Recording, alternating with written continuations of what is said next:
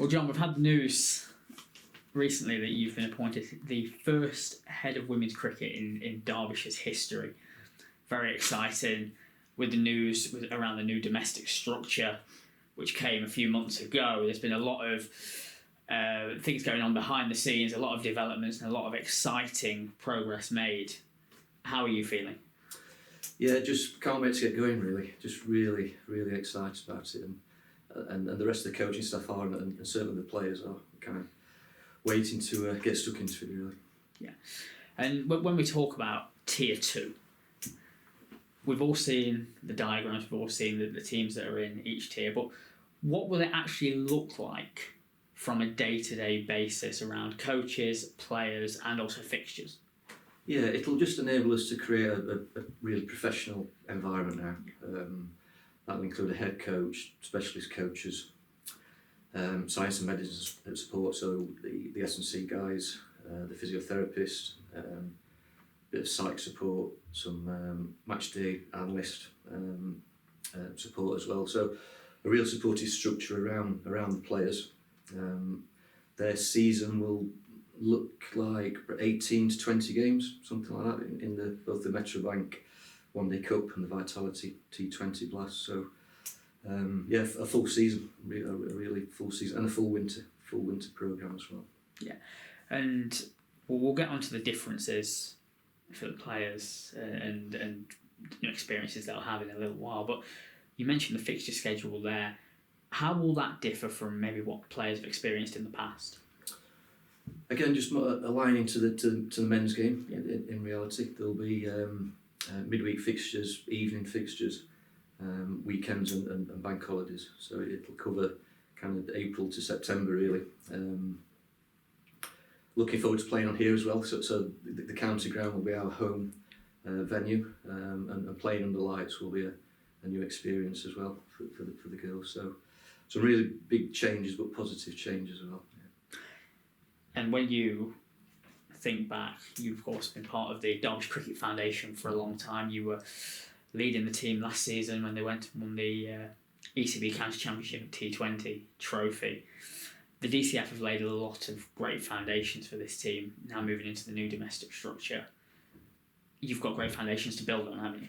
We have, yeah, and it's really important. That's kind of recognise and value that the success of last year's win was based around the foundation pathway and the players that they identified and nurtured throughout their age groups, really. So it's we're starting off in a really strong position, and as you say, building on the foundations that the DCF provided. Yeah, and there has been something of a transition from the foundation to the club in the last couple of months, from October 1st, with setting up for the new domestic structure. So just for anyone involved with the pathway and with the club, what will that transition mean for them?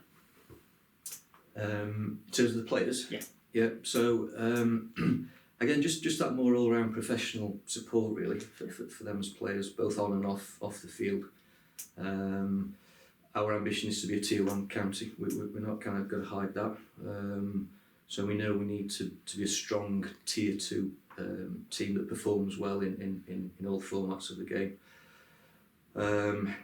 So again, it's just putting those structures in place that will enable the players to do their skills, really just go out and play. Yeah, and you talk about being ambitious, you talk about wanting to be a Tier 1 county eventually, but I suppose for the short term, for however long it takes for that to be achievable, we're in Tier 2.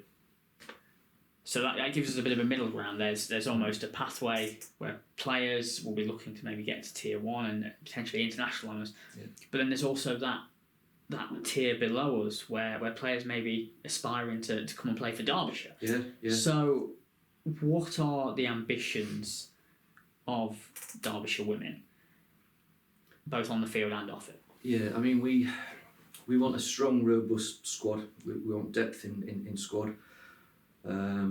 We want high skill levels across all facets of the game. There will be some movement, clearly. There'll be some good players out there that are searching for opportunities. We've already got 20 out of county trialists to work through in November. So there'll be initially some hard conversations to have with our current players. But we're looking to aim to name the squad probably in the new year, just to give everyone a real good crack, and just got to see what's out there really. Got to see what's out there first and take it from there. Yeah. And one key aspect, as it is for the whole club, men's cricket, women's cricket, is the pathway. Yeah. The ability to develop players for the senior squads. How much change will there be with the pathway structure, and what are the aims for the pathway moving forward? Yeah, I mean certainly for 2025 the pathway will stay pretty much as it is in terms of the younger age groups. So the 11s, 13s, 15s, 18s will all carry on as they have been doing. So it's important that we kind of keep that consistency. There were some changes coming ahead from ECB, but we'll kind of cross that bridge when we get to it. Big change this winter will be the emergence of an emerging player programme, so the EPP. And we'll look to identify 8 or 9 of our most potentially talented players within the younger age groups. They'll have increased contact time all year round, with the aim that, I guess at the moment, they would transition into Tier 1 academies. That would be a real bonus for us, and also into our senior side. Yeah, and in terms of that, we've often seen in the past that there is a lot of movement around the women's game. How will that look in terms of, is there a system whereby players can join on loan? Is there any system for player movement? Yeah, we're still working through the nitty-gritty legalities of it, but certainly there'll be movement within, certainly Tier 1 players coming into Tier 2, and certainly Tier 3 players potentially coming into Tier 2, and vice versa.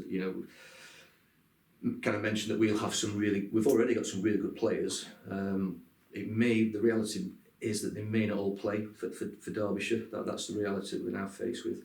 But there's nothing to stop us negotiating something for them to play in Tier 3 counties, so that they are getting competitive cricket.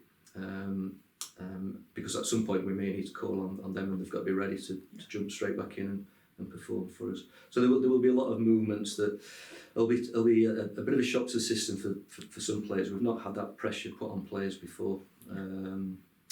But again, it's a positive. We kind of the Derbyshire squad will be the best players that we can find and put together that will be cohesive and perform as a unit. So it's how we get to that point, which I think we've still got a little bit flexible on that. Yeah. And I suppose one thing that's really nice is there is also this knockout competition. Yeah. It's T20 competition. It potentially gives you the opportunity where you to draw a Tier 1 side to test yourself against them, and also benchmark yourself maybe against the sides lower down as well. It gives you another challenge and another chance to bring the players out of their comfort zone. Yeah, absolutely. And again, it could involve a different set of players and different skill sets where we use that cup run as potentially something different and something that we can relax and just go on a one by one basis really. It's a knockout comp, so similar to the FA Cup really, where ideally we want to join against some big names, and pit our skills against the Tier 1 counties, for sure. Yeah, and one really exciting aspect as well. Derbyshire women's fixtures are included in membership this year. Yeah. You've already mentioned there's going to be quite a few games at the county ground, so there'll be plenty of opportunities for members to come in and see the team.